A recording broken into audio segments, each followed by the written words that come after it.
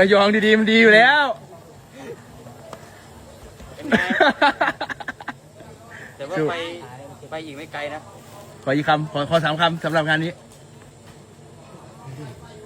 เราดีได้โบกทางแมงบนใช่ไหมพี่ไม่ได้แต่เนี่ยเรียบร้อยไปแล้ว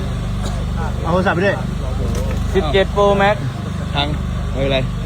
อันนี้มันได้กี่เมตรสรุปเข้าไปกี่เมตรเลยพี่ตัวนี้มันเป็นช่วงขาดนี่มันเป็นพุ่งเราดีได้โบกทางแมงบนใช่ไหมพี่ไม่ได้แต่เนี่ยเรียบร้อยไปแล้วเอาโทรศัพท์ไปด้วย17 Pro Max ทางทีมหน่วยกู้ภัยสำรวจภายในว่าเป็นจังใดนะทุกคนนะบินโดรนเข้าไปว่ารู้ว่าจังใดนะพี่น้องเบิ่งนำกันเนาะนี่นะก็คือแบบว่าโอ้โหนะทางยากลำบากแห่งเนาะพี่น้องเบิ่งนำกันเนาะโอ้ตัวเนาะทางเข้าไปยากค่อนข้างจะยากเนาะโอ้ตัวไม่ดีรอเนาะมีคนอยู่ข้างในเนาะโอ้ทางแคบข้างนอกแล้วมีแบบมีน้ำมีโคลนอย่างนั้นนะเข้าไปน่าจะยากพอสมควรเนาะเอาล่าสุดพี่น้องก็คือหน่วยกู้ภัยหรือว่าเจ้าหน้าที่กู้ภัยทางพังไทยเพิ่นเดินทางไปถึงสปป.ลาวแล้วพี่น้องตอนนี้ก็คือล่าสุดเห็นเพิ่นบอกว่าเขาทำได้แล้วพี่น้องก็คือเนื่องจากว่าเขาทำได้แล้วแต่ว่ายังไปบ่ถึงเนื่องไปไม่ถึงนะพี่น้องเนื่องจากว่ามันอุปสรรคมันยากมากนะทุกคนนะยากมากยากหลายนะพี่น้องก็เลยยังไปไม่ถึงนะพี่น้องเนาะกราบสบายดีและกราบสวัสดีพี่น้องทุกคนนะพี่น้องเด้อคลิปนี้ก็คือเห็นข่าวนะพี่น้องนะเฮาก็ติดตามข่าวหลายๆคนก็น่าจะ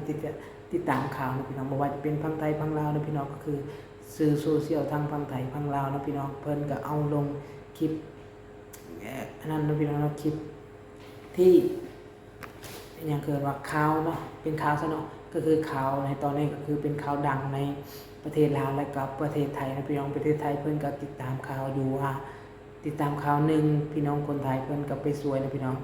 ว่าจะเป็นพี่ปอนนะคนดังๆนะพี่น้องเนาะหน่วยกู้ภัยที่ดังที่สุดในประเทศลาวประเทศไทยแล้วมั้งนะพี่น้องก็คือเพิ่นก็เดินทางไปช่วยนะพี่น้องล่าสุดค่อยก็เห็นเราเข้าไปในถ้ำแล้วพี่น้องแต่ว่ายังอีกประมาณ100 เมตรจึงจะเข้าถึงตรงที่คนอยู่หรือว่าคาดว่าคนจะอยู่นะพี่น้องยังอีก100 เมตรแต่เข้าบ่ได้นะพี่น้องอุปสรรคมันยากยากแหงเลยนะพี่น้องเนาะยากมากๆถึงบอกโอ้โหไปก็บ่ได้นะพี่น้องเนาะเห็นแล้วก็เอาใจช่วยนะพี่น้องเอาใจช่วยนะก็คือว่าจะเป็นคนดำยังแพทย์หมอก็เริ่มที่จะเดินทางลังไลไปช่วยแล้วนะพี่น้องก็คือบ่ว่าจะเป็นเบาเตียงเราก็หาคนสมทบทุนอยู่นะพี่น้องหาคนสมทบทุนเพื่อที่จะ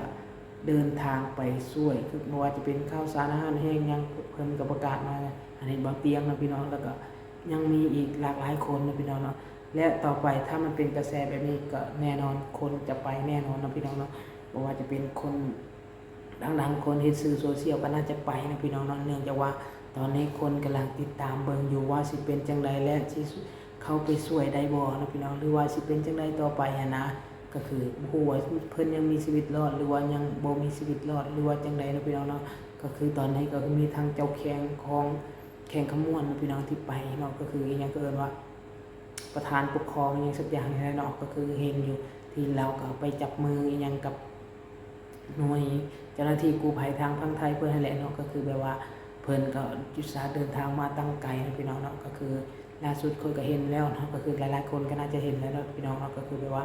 หน่วยกู้ภัยทางพังไทยเพิ่นได้นำเครื่องบินหรือว่ายนต์มาแต่นั้นบ่เนาะมาแต่ยังมาแต่แข่งมันน่าจะมาจากตัวเมืองนะพี่น้องเพื่อจะไปในแต่ละบ้านนะนะพี่น้องแล้วก็คือตอนนี้ก็คือเพิ่นก็ไปฮอดจอดถึงแล้วนะพี่น้องไปฮอดอย่างปลอดภัยแต่ตอนนี้ยังเข้าไปช่วยบ่ได้นะพี่น้องเนื่องจากว่าอุปสรรคมันยากพอสมควรเนาะ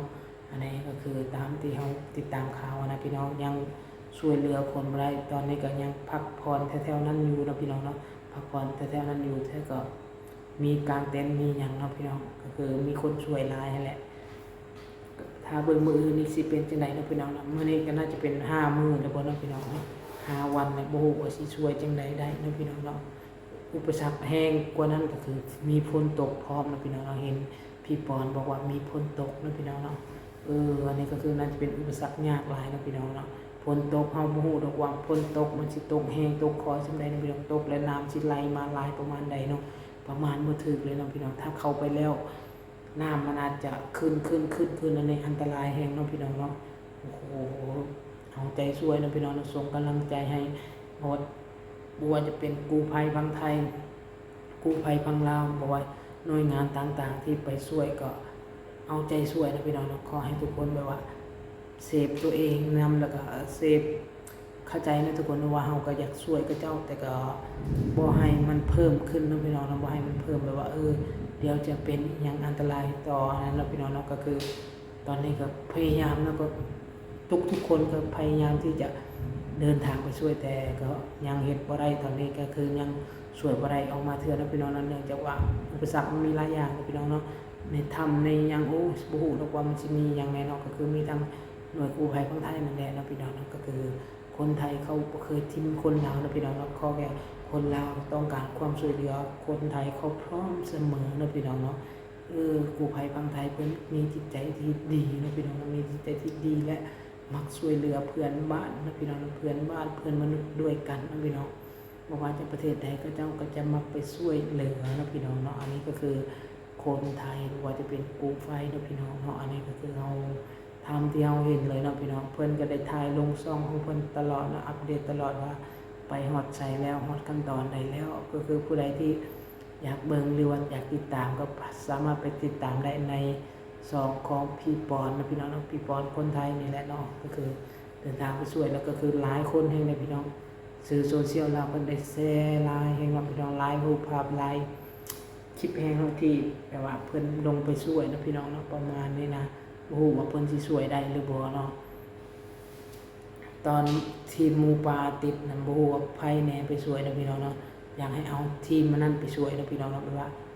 ทีมพี่ปอนนี่บ่ไปช่วยตอนนั้นพี่น้องค่อยก็จำบ่ได้นะพี่น้องว่าไผได้ไปช่วยตอนที่แบบว่าเขาติดถ้ำอยู่ทำอย่างนางนอนบ่นะพี่น้องเนาะก็คือเพิ่นก็ยังช่วยออกมาได้เนาะอันนี้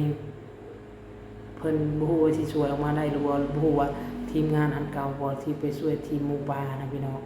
อันนี้ก็อยากฮู้คือกันนะพี่น้องว่าแม่นๆแต่บ่หรือว่าจังไดเนาะหรือว่าเขาพี่ป้อนก็สามารถช่วยได้คือกันบ่นะพี่น้องเนาะก็คือบ่ฮู้นะว่าเห็นแต่เราเก็บศ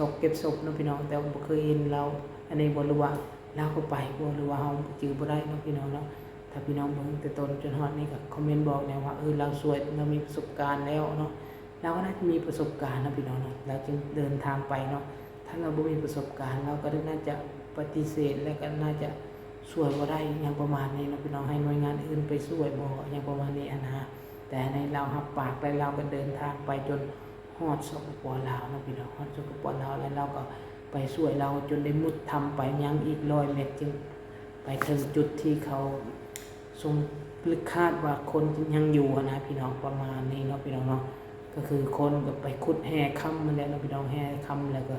ปรากฏว่าไปขุดแล้วน้ำเพราะว่าฝนตกแล้วก็น้ำขึ้นแล้วก็ออกมาบ่ได้นะพี่น้องบ่ฮู้ว่าสิเป็นจังไดในตอนนี้นะพี่น้องบ่ฮู้ว่ามีข้าวมีน้ำยังกินบ่หรือว่าจังไดก็บ่ฮู้เนาะเฮาก็ท่าติดตามเบิ่งนํกันนะพี่น้องติดตามนํกันว่าสิเป็นจังไดนะพี่น้องสิรอดหรือสิบ่รอดนะแต่ก็ภาวนาให้รอดทุกๆคนนะพี่น้องเอาใจช่วยนะพี่น้องบ่ว่าจะเป็นคนไทยคนลาวก็อย่านะพี่น้องเจ้าหน้าที่ที่ไปตรงนั้นก็ขอให้